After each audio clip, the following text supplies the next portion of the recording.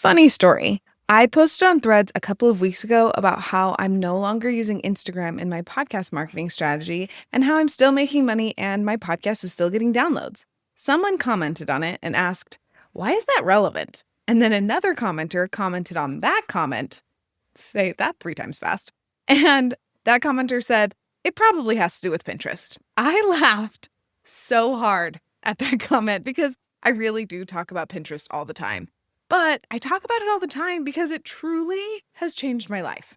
My marketing strategy isn't stressful anymore, and my show and business have grown more in the past year, all because of Pinterest. Hey, I'm Andy Smiley, and I'm obsessed with helping you grow your podcast without letting it rule your life. I share strategies that actually work, the stuff I wish someone would have told me sooner, and conversations with the smartest podcasters I know. Today, I'm talking about 5 of the things I've learned from taking Pinterest seriously for the past year. And before I start, if you come to the end of this episode and you're like, wait a second, should I try Pinterest? I have a free 2-minute checklist for you. It's called, Is Pinterest Right for Your Podcast? It'll help you figure out if Pinterest is something that will help your podcast grow or if it's something you should skip. I'll put the link to the checklist in the show notes. Pinterest has been a complete game changer for me. In the past year, Friendly Podcast Guides downloads have increased by 74%, and I've gained more than 200 email subscribers. I have learned so much over the past year from using Pinterest as my main marketing tool, and I'm really excited to share some of the things that I've learned with you. The first thing that I learned is consistency and effort isn't enough when it comes to marketing. You need to find a platform that actually works for you and your podcast. I learned the hard way that Instagram isn't worth it for me. It's not where my people are going when they're looking to learn about podcast strategy or buy my offers that will help them with their podcast marketing. While the flip side of that coin is Pinterest. Pinterest has helped me reach my people way more consistently than Instagram ever has. And I started my Instagram account for Friendly Podcast Guide. I'm pretty sure I started it before I even dropped my first episode. So I've been doing it for almost 5 years. And Pinterest in the past year, 1 year, has helped me so much more than Instagram has in the 5 years that I've had it. And on top of that, not only do the results speak for themselves, but I have been way less stressed using Pinterest rather than Instagram. And there are so many less hoops that I have to jump through when it comes to Pinterest compared to Instagram. There's no trends that I'm trying to figure out. I just have my SEO keywords and I make sure that they are throughout everything that I do on Pinterest. And it works really well for me. So I'm kind of bummed that it has taken me this long to figure out, but the truth is that not every platform is for every person, and Instagram is not a platform for me and for my podcast. The second thing I learned is SEO is king, especially when it comes to Pinterest. Having the right Pinterest SEO keywords will make or break a Pinterest strategy. There are so many things that help Pinterest work really well for you, but the foundation of your Pinterest strategy really does need to be those Pinterest SEO keywords. When I first started using Pinterest, I didn't have any specific SEO keywords that I was using. I was just trying it out. I was just pretty much typing whatever I thought would work into the title and description, and when I was making my pins, and just seeing if it would work. I do not recommend that, but that was how I started. After a while, I realized that I could be using some sort of SEO keywords, so I started using the SEO keywords that I had researched and was using for my podcast episodes. And I'd used Google and other tools to figure that out. So it wasn't Pinterest specific, but at least I was using SEO keywords. We're moving in the right direction. Then I finally realized last summer that I need to be researching Pinterest specific SEO keywords because people search differently on Pinterest than they do on Google or in a podcast app. And truly, my pins have been doing much better since I finally started using Pinterest to figure out what SEO keywords I should be using in my Pinterest content. It feels so obvious now, but at the time, I just didn't think about it that way. So here we are. That's one thing I learned. So hopefully you don't have to learn it the hard way. You can just learn it from me. The next thing I learned is pins don't have to be pretty to do really well on Pinterest. Some of my best performing pins are just words. There's no pretty picture, no pictures at all. It's just words. Yes, Pinterest is a visual platform, but the most important thing is speaking to your ideal listener and making sure you've got those Pinterest SEO keywords that are going to help Pinterest put your content in front of the right audience.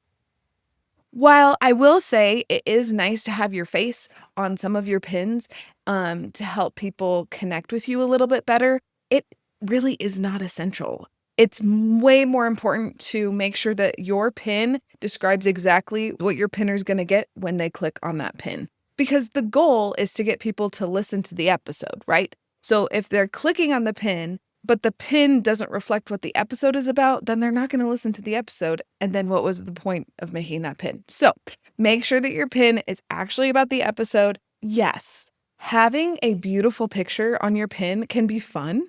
And if it works and it relates to your episode, great. But it is not essential. And please don't stress about not being able to create beautiful pins. Just use Canva, use a template, make sure you're using the right words, and you're set. Another thing that I've learned from using Pinterest as my main marketing tool for the past year is being consistent doesn't have to mean you're pinning like a Pinterest quote unquote expert. I am so glad. I don't know how I got so lucky that I wasn't following any Pinterest experts when I started using Pinterest to market my podcast, because most Pinterest experts say that you need to be pinning like 15 pins a day. That is not something that I can do. I cannot be pinning that many pins in a day. That is not sustainable for me. And I have a feeling it's not sustainable for most people. So when I first started using Pinterest to promote my podcast, I was doing one pin a week, not even a day, a week, one pin a week. Every Wednesday, a new pin dropped. And that was it.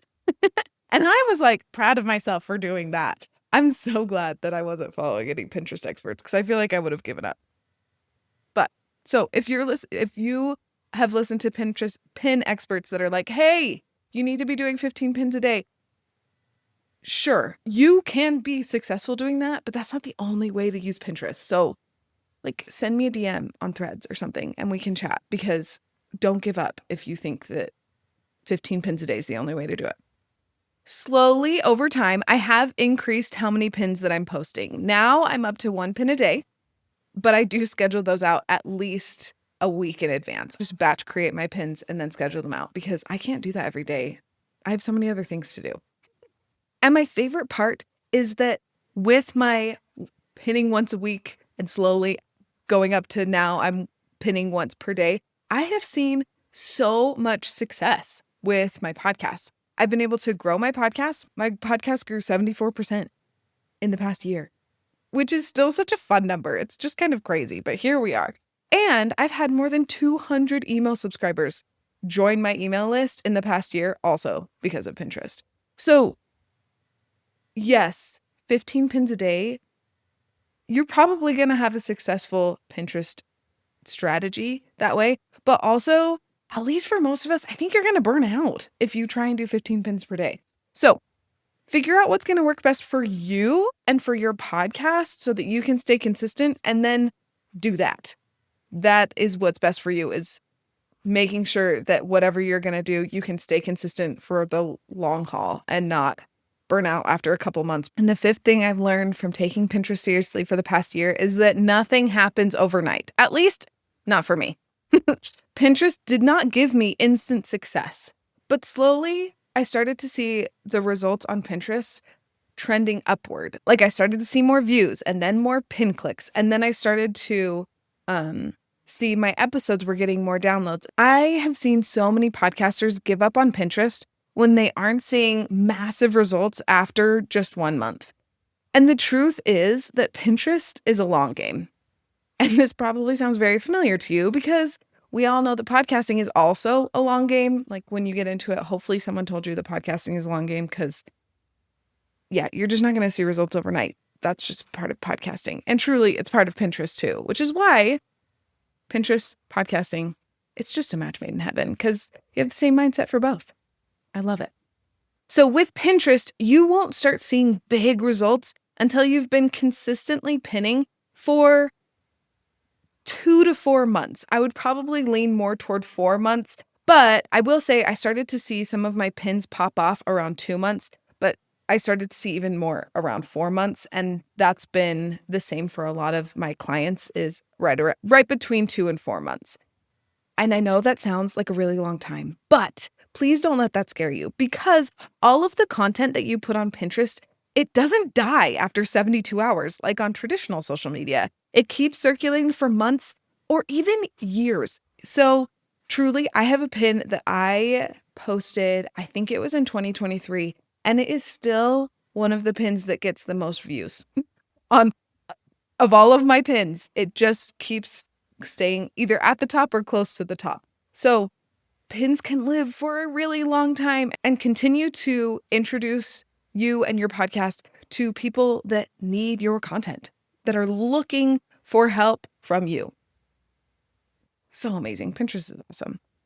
So, yes, it does take a little bit for the results to start showing up, a couple of months. But if you can stick with it and have that perspective of, I am building something that is going to last, you will see those results compound over time. Like I said, I have a pin that's like 3 years old that is still bringing new listeners to my show. And it's not the only one. I have several that just keep on working for me. And I know that if I make a pin today and I post it today, that it will still be working for me 3 months from now. People will still be finding that pin and still be clicking on it and finding my episodes. And that is just amazing. I am just so grateful for Pinterest. It has truly changed everything about my podcast marketing and made it so much more doable and made it so that marketing is no longer stressful for me. Pinterest is just the best. Okay, as a quick recap, these are 5 of the things I have learned from taking Pinterest seriously for the past year. Number 1, finding the right platform for you is essential. Number 2, get your SEO right. Number 3, pins don't have to be pretty to work well. Number 4, being consistent looks different for everyone, and that is okay. And number 5, nothing happens overnight. Well, at least not for me. Maybe it will for you, but I kind of doubt that. Sorry. It's just a part of life, I think.